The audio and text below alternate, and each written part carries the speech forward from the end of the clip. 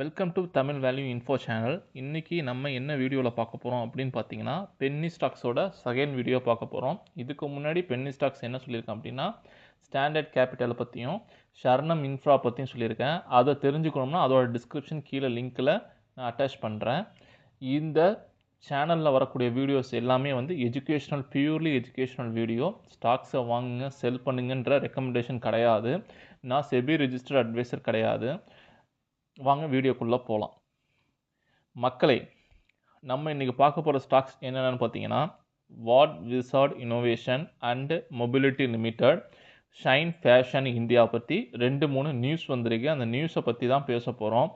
எந்த நியூஸுமே வந்து எல்லாமே வந்து நியூஸ் வர்றதை நம்பிடக்கூடாது. நியூஸை வந்து 1க்கு 2-3 தடவை கன்ஃபார்ம் பண்ணிக்கிட்டு தான் நியூஸ்க்கு அப்புறம் நம்ம ஸ்டாக்ஸை பை பண்ணலாமா இல்லை செல் பண்ணலாமாங்கிற டிசிஷனுக்கே நம்ம வந்து வரணும்.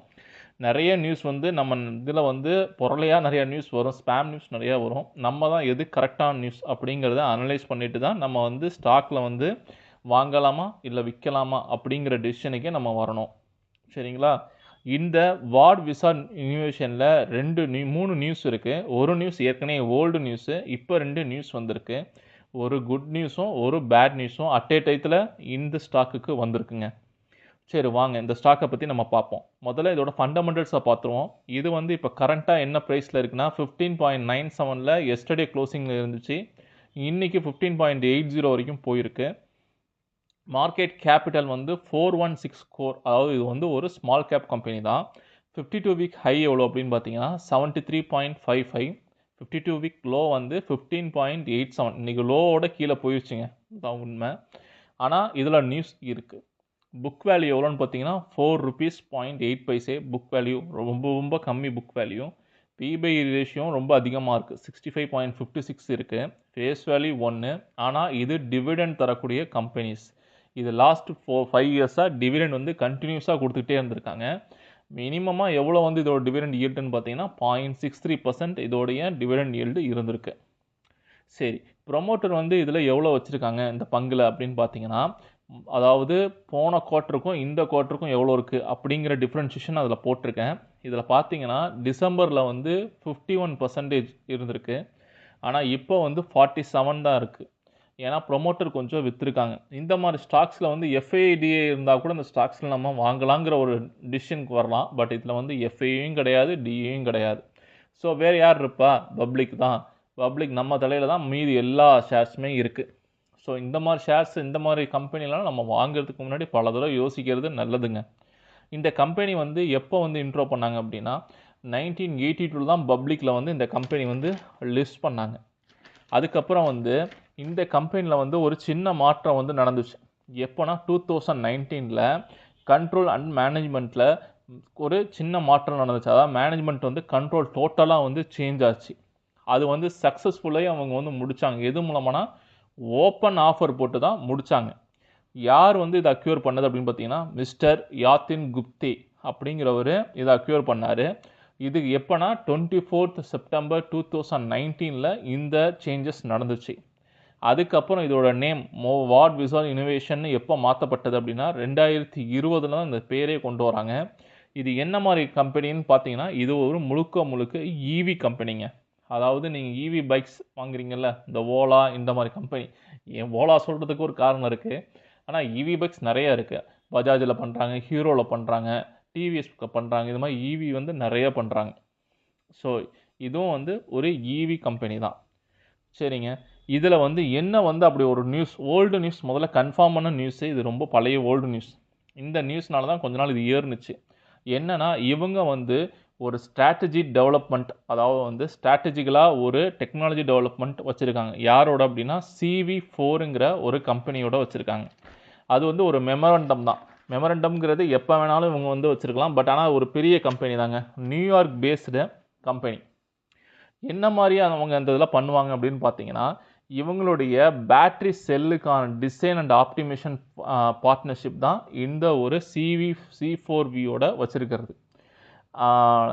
இந்த வார்டு விசன் இது வந்து ஜனவரி 2025 இந்த ஒரு ஆர்டர் பாஸ் பண்ணியிருக்காங்க. அவங்க மெமரண்டத்துக்குலேருந்து வந்திருக்காங்க.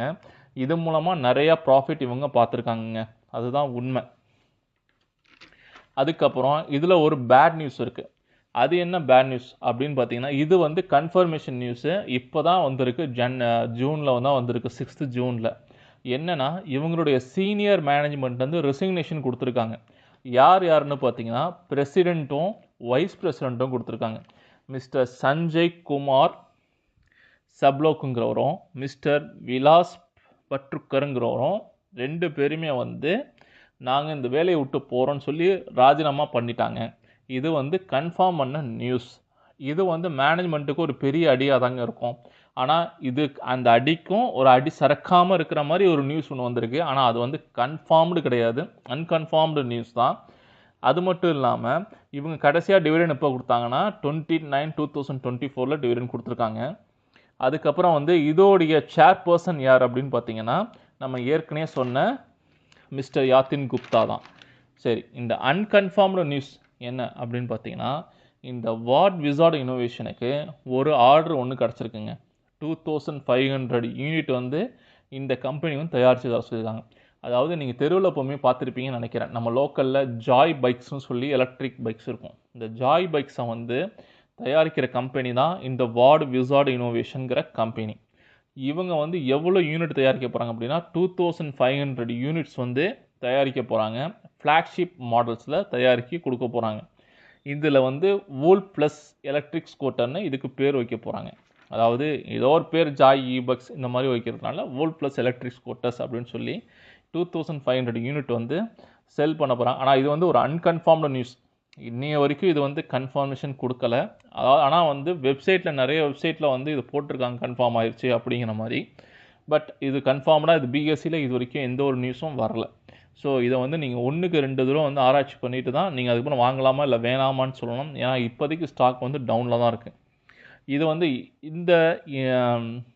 இந்த ஆர்டரை பொறுத்த வரைக்கும் யாத்தின் குப்தே என்ன சொல்லியிருக்காரு அப்படின்னு பார்த்தீங்கன்னா, இது வந்து ஒரு ப்ரூவ் பண்ணக்கூடியது, காஸ்ட் எஃபெக்டிவாகவும் இருக்கும், அதே மாதிரி நெக்ஸ்ட் அடுத்த பேஸுக்கு கொண்டு போயிடும். இது வந்து ஃபர்தர் டெவலப்மெண்ட் ப்ராடக்ட்டுக்கும் எங்களுடைய ஃபர்தர் டெவலப்மெண்ட்டாகவும் இருக்கும். அதே மாதிரி இது என் டெலிவரி பார்ட்னர்ஸ்க்கு ஹெல்ப்ஃபுல்லாகவும் இருக்கிற மாதிரி நாங்கள் இந்த டிசைன் பண்ணியிருக்கோம் அப்படின்னு சொல்லியிருக்காங்க. இந்த ஸ்பீட் ஃபோர்ஸோட ஒரு எலாபரேட் பண்ணி நாங்கள் பண்ணுற மாடல் தான் இன்னோவேட்டிவான மாடல் இனிமேல் வரக்கூடியது அப்படின்ற மாதிரி அவர் சொல்லியிருக்காருங்க. சரி, இதுக்கப்புறம் நம்ம பார்க்க போகிறது என்ன கம்பெனின்னு பார்த்தீங்கன்னா, ஷைன் ஃபேஷன் இந்தியா லிமிடெட் கம்பெனியை பற்றி பார்க்க போகிறோம். இதுவும் வந்து ஒரு ஸ்மால் கேப் கம்பெனி. பட் இது வந்து டெலிவரி வந்து எப்படின்னா ஒரு 500 ஸ்டாக்ஸ் இந்த மாதிரி தான் வாங்க முடியும். அதாவது எஸ்டி ஹோல்டிங்ஸ் சொல்லக்கூடிய ஸ்டாக்ஸுங்க. இதெல்லாம் இன்னும் வந்து நம்மளுடைய இதுக்கு வரல. பட் ஆனால் பிஎஸ்சியில் லிஸ்ட்டில் தான் இருக்குது. எஸ்டி ஹோல்டிங்ஸில் உள்ளவங்க வாங்கிக்கலாம். அதாவது 1 லட்சம் 2 லட்சத்துக்கு இன்வெஸ்ட் பண்ணுறவங்க பண்ணலாம்.